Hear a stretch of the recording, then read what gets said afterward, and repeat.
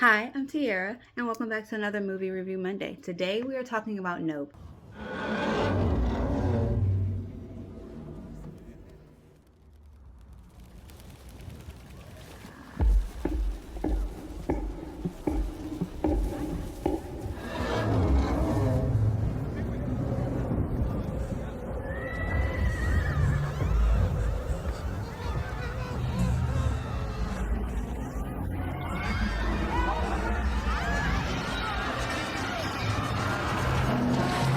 And yes, I know this movie has been out for a while, but honestly, I'm not even kidding you.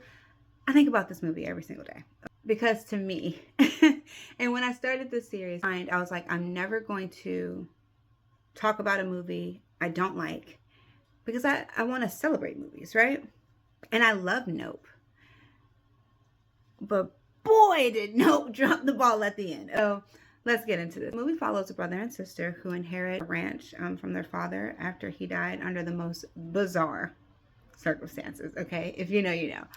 But there is just some weird extraterrestrial childhood trauma, all of the things that rope into a good Jordan Peele movie. And for me, if you know me, other than me being dressed like a fairy, I am obsessed with aliens. I heard that Nope was coming out.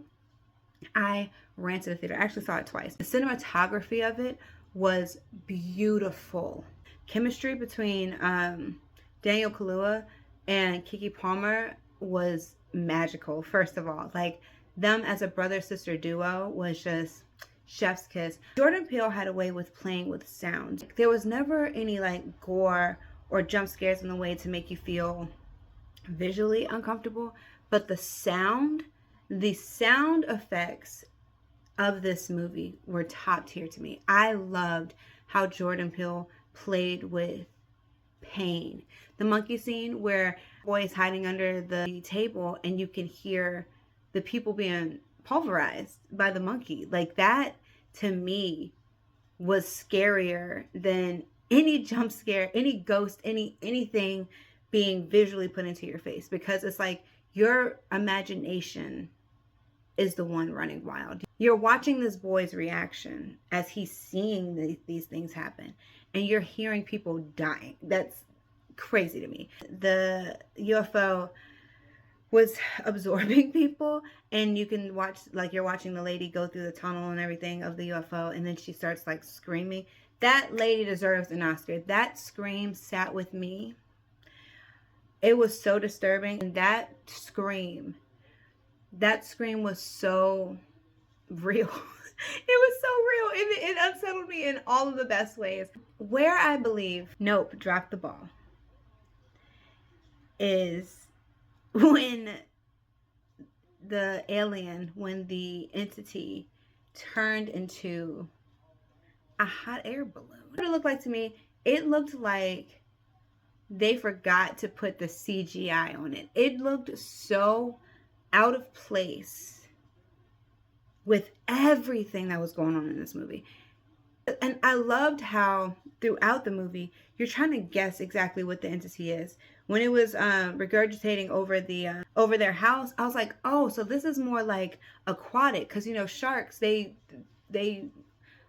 bring their food back up and stuff like that. So I was like, oh, this is more aquatic, and it's moving around. It kind of looks like a stingray and things like that. Like then at one point I'm like, oh, they're on a ranch. It looks like a cowboy hat. Like, is it mimicking a cowboy hat? Like I had so many theories, and it was so beautiful as that stingray cowboy hat. And I don't think it had to turn into that hot air balloon at all. I think that it could have stayed exactly where it was.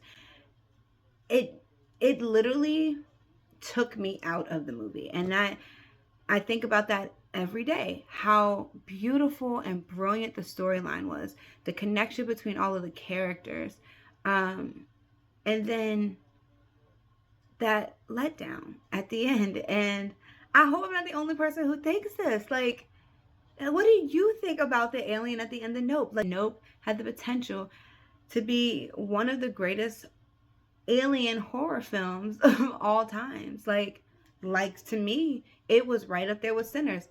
To Fight Your Mama, not me. It was right up there with Sinners. Beautiful cinematography, beautiful black skin, beautiful storyline, beautiful chemistry, beautiful everything, beautiful monster, everything. And then, I don't know. Maybe his Illuminati check ran out. I don't know. But let me know what you think. That is my opinion about Nope. All right. I love you. Stay spooky. See you next time.